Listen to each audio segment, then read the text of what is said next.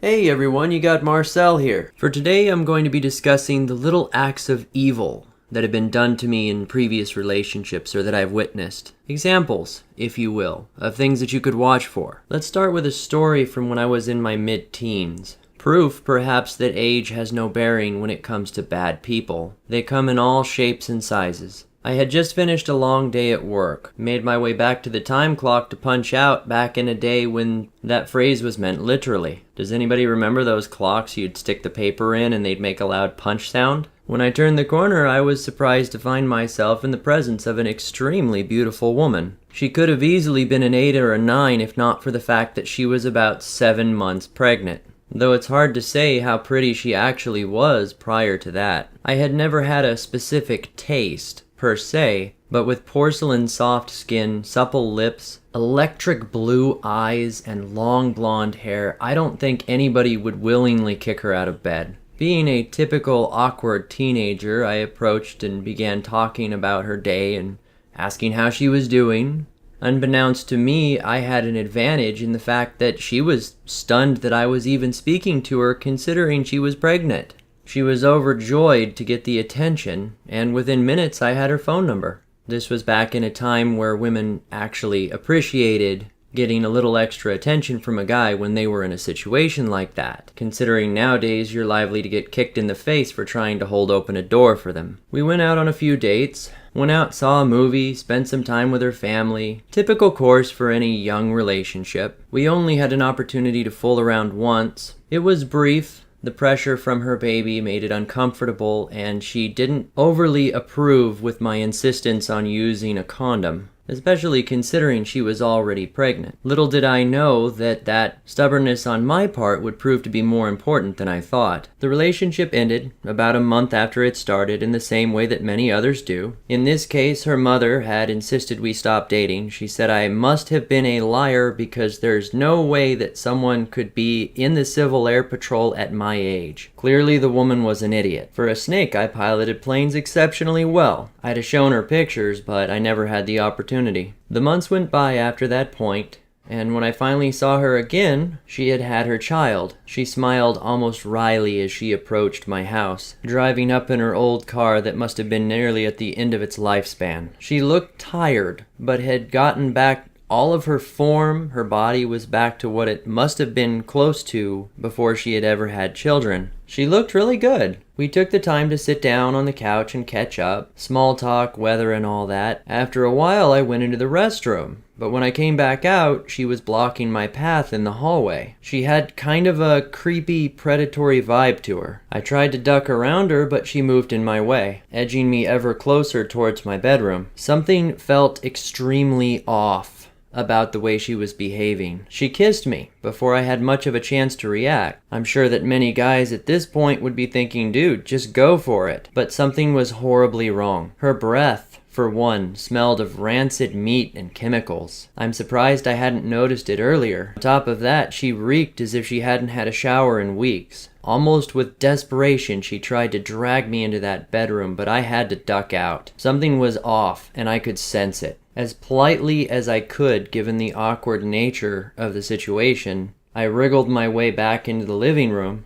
where the conversation quickly faded to goodbyes, and she started on her way out. Just before she drove off, she looked at me and said, "Marcel, I need to tell you something." I was like, "Oh, what is that?" "Well, as it turns out, I went and I had a talk with the doctor, and it seems that I'm throwing off some enzymes. They say that it's likely to be HIV. "Oh, so you're telling me in the sense that you're telling everyone that you've been with?" She says, "Oh, well, that was only really you.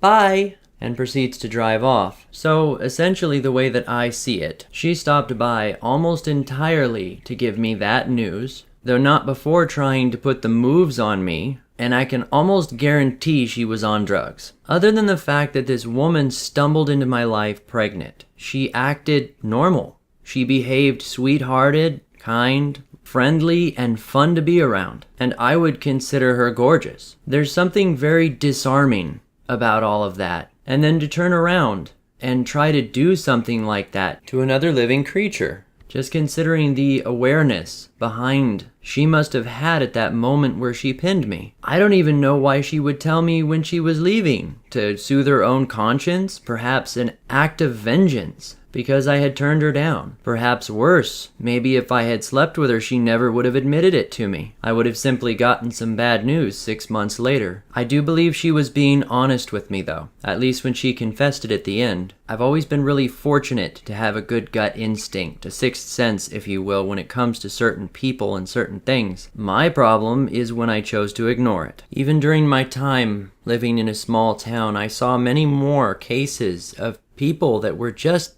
horrid. Women with a level of toxicity that they just destroyed everyone around them. I mentioned in one of my much older videos a girl that I dated for, years. One of my first girlfriends, in fact. I wasn't with her consistently. It was one of those off-on kind of things. She had broken me down one day to the point of tears, and when I looked up at her and saw that she was smiling, it was a massive red pill moment. The fact that my turmoil, my pain, was bringing her so much joy.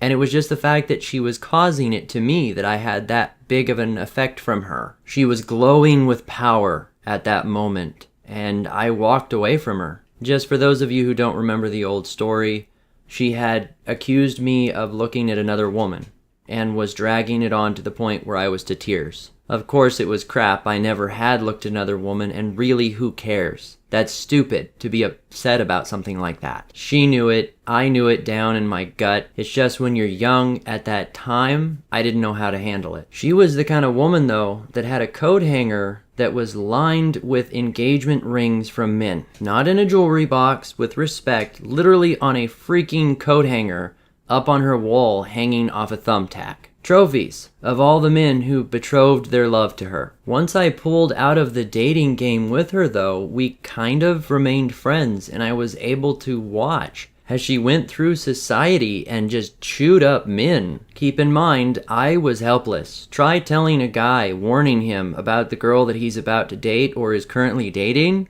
You're gonna get the crap kicked out of you. They don't want to hear it. Half the time they won't believe it when she does it to them directly. If they are lucky, they make it out with their sanity intact. It really was fascinating watching her work though. In a matter of hours, she would go from a strung out wreck of a woman, throw on all her war paint makeup, and easily knocked 4 or 5 points on her scale. You would honestly not recognize her as the same person. And I watched her, helplessly from my perspective, drag these poor guys into her world, one after the other, sometimes 3 or 4 at a time, and wring them dry, and not even for their money. It was all just the joy of watching them suffer. Nothing made her happier than to see guys fighting over her, to see a man down on his knees, begging and pleading for her forgiveness. Despite all the other things she had tried in her youth, that was her drug of choice, and she became an expert at extracting it from people. Watching from the outside, I have seen so many women twist their personalities to suit the darkest nightmare of the man that they happen to be with, push them to their very limits to see how far they would go to stay in the relationship with them, to see what their love was worth. We can talk about it here, we can put labels on it, shitests and all other stuff, but is there really any way to explain or describe that pain, that confusion in a man's eyes? I could honestly keep going. I could tell some stories that would probably get me community guidelines striked. Some of the stuff that I have seen, women that I have dated where I have dodged bullets that would have taken my head clean off. I am here today by sheer luck. And the deeper I go into thinking about my past and the people and the things that I have done and been around, the more I realize how real it was, how close I came to oblivion. That story about the woman with the electric blue eyes, I had remembered that as a standard memory of childhood. It didn't come across to me as a negative thing, as a big deal, until I was sitting back the other day thinking about it in the sense of just things that women have done to me. And it dawned on me that my perception at the time, my realization was so blue-pilled, so blurry. That was attempted murder. Not to be over dramatic, I mean, I realize nowadays there's stuff you can take to stay alive with that disease, but still back then they didn't have those pills. That woman tried to kill me. And then afterwards was just like nonchalantly throwing it in my face before peeling her wheels and driving off. But in my blue pill mind at the time, I didn't even understand really what was happening. Who knows if I hadn't been perceptive that day? Perhaps if she had bothered to brush her teeth and taken a shower. Gentlemen, hindsight is 20/20, but when you look back at your past with a greater sense of clarity, when you bother to really think about the way people behave and how they treated you, it can be quite sobering. The takeaway I would give from any of this: don't rush into anything with people. In the same sense that a person would want to see a woman without makeup before he would truly judge her as beautiful or ugly, I would suggest that a person take all the time they can to really gauge the value of the character of another human being before getting close to them. I hear guys talking about going around and hooking up with women and that, being MGTOW doesn't mean you can't get laid. And I can appreciate that it doesn't mean a guy has to go monk. But I took my time with that girl, weeks even, before we even got close to it. What feels like too long? 3 dates? 3 nights? If the interest is only in getting laid, how long does the average guy want to wait? This was years ago when things were better. Times were better than they are now. I mean, sure, the potential was always there for bad people to be bad. I would consider it worse these days. I got lucky. You could say I was smart. You could say I was perceptive. Maybe that I had somebody looking out for me. Whatever you want to call it. For those who are taking the whole hooking up and hanging out thing with women these days lightly, this shiz is real. One more reason dating these days just isn't worth it. Oh, and just a follow-up to a video I had made a long time ago, almost a series, Don't Date Crazy. I considered making a Don't Date Crazy Chapter 3, 10-second short version. A woman was crazy, tried to get me to hook up with her, went out, hung out a few times, put the moves on me a little bit, threw me a lot of hints, but was still kind of with her boyfriend at the time. Turns out that she was extremely fertile, got pregnant the one night she hooked up with her boyfriend that she told me about, literally a day or two after she tried to hook up with me, and got herself knocked up. So if I had been on that, I would have a kid right now from her. That is considering if I were stupid and didn't use a condom. Not to say that's a perfect method either way. For all I know, her boyfriend used one and she dug it out of the trash, right? The time frame when she was pregnant was lined up perfectly. It was right after we hung out that she conceived. Scary stuff, guys.